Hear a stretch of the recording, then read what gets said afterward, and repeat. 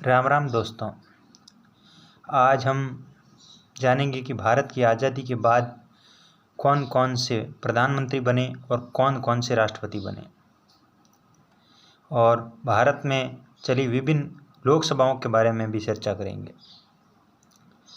भारत 1947 में आज़ाद हो गया, लेकिन अंतरिम राष्ट्रपति जवाहरलाल नेहरू जी बने थे।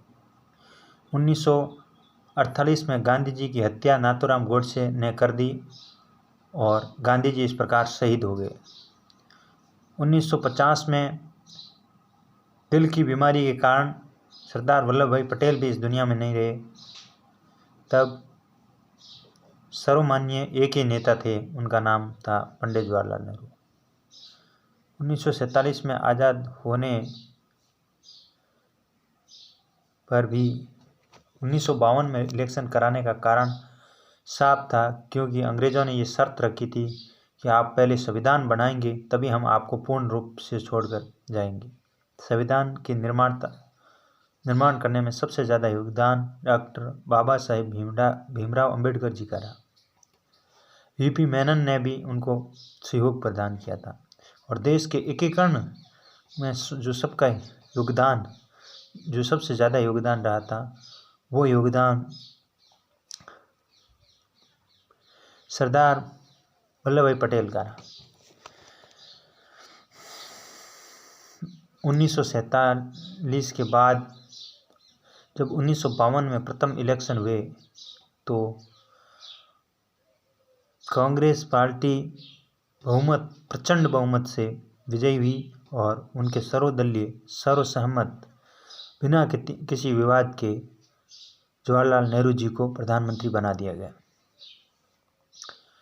प्रधानमंत्री जवाहरलाल नेहरू जी ने 1954 में पंचशील का सिद्धांत दिया तथा भारत और भारतीयों को भाई भाई का संदेश दिया।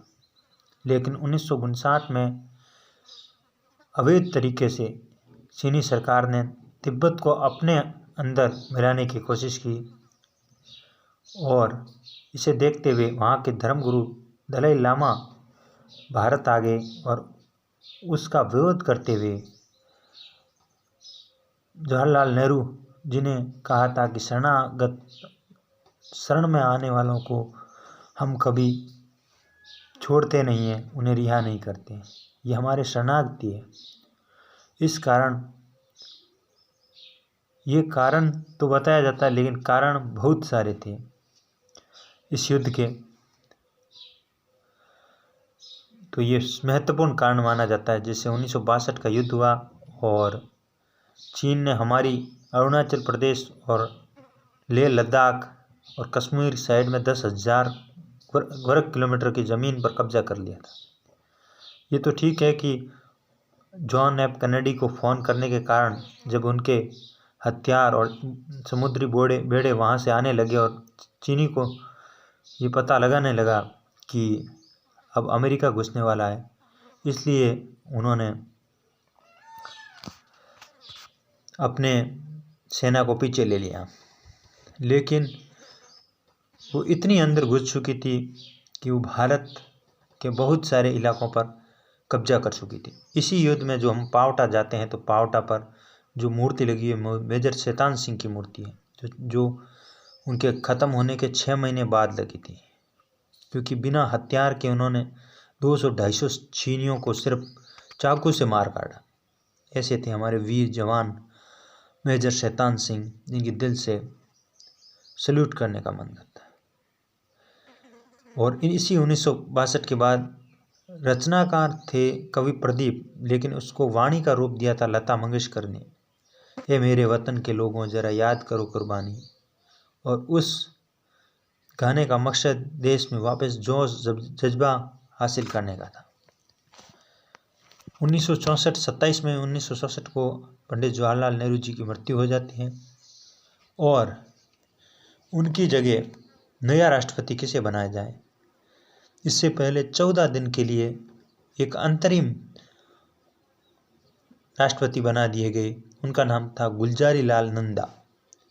लेकिन 14 दिन की मंत्रणा के बाद के कामराज, जो दक्षिणी क्षेत्र से आते हैं, उनका ये मानना था क्योंकि मोरारजी देसाई अपनी महत्वाकांक्षा और अपनी दावेदारी पेश कर चुके थे, तो उन्हें राष्ट्र अध्यक्ष होने के नाते ये हक था कि वो पहले ही घोषणा कर दे कि कोई ऐसा व्यक्ति बन जाए जो किसी काम में टांग न अड़ाए और शुभ साफ शांति से रहे।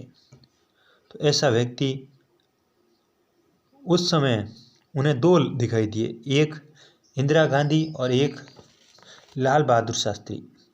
इंदिरा गांधी को पहले बताया गया, लेकिन इंदिरा गांधी जी ने मना कर दिया, कहा कि मेरे पिताजी का शव मेरे सामने पड़ा है, हाथों हाथ मैं देश के प्रधानमंत्री के पद पर शपथ लूँ, ये मेरा ज़मीर मुझे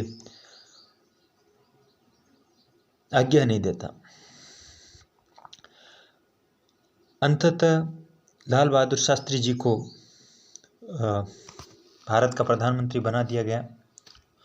अब यहाँ पर जैसे लोकसभा बताते हैं कि पिछली लोकसभा थी वो 17वीं लोकसभा थी, वो कैसे थी वो बता देता हूँ। 1952 से 57 तक पहली, 57 से 62 दूसरी, फिर 62 से 67 तीसरी, 67 से 71 चौथी, और फिर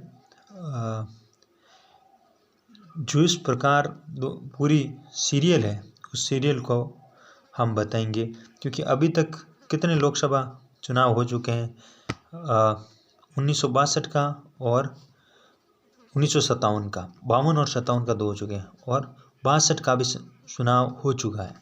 लेकिन अब 1965 का युद्ध के समय, उस समय भारत के साथ पाकिस्तान नहीं था, उस समय भारत के साथ सिर्फ रूस खड़ा था, बाकी पाकिस्तान हमारे साथ में नहीं था।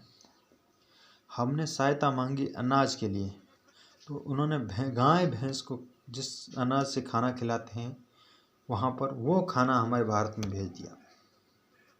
इतनी शर्मनाक और इतनी गैर हानि घटना कोई कर ही नहीं सकता। तत्कालीन राष्ट्रपति रिचर्ड निक्सन को ये आरोप डाला जाता है, क्योंकि वो बहुत ही दकियानुसी सोच विचार थे। खैर, पंडित जवाहरलाल नेहरू जी के शांत होने के बाद जब दूसरे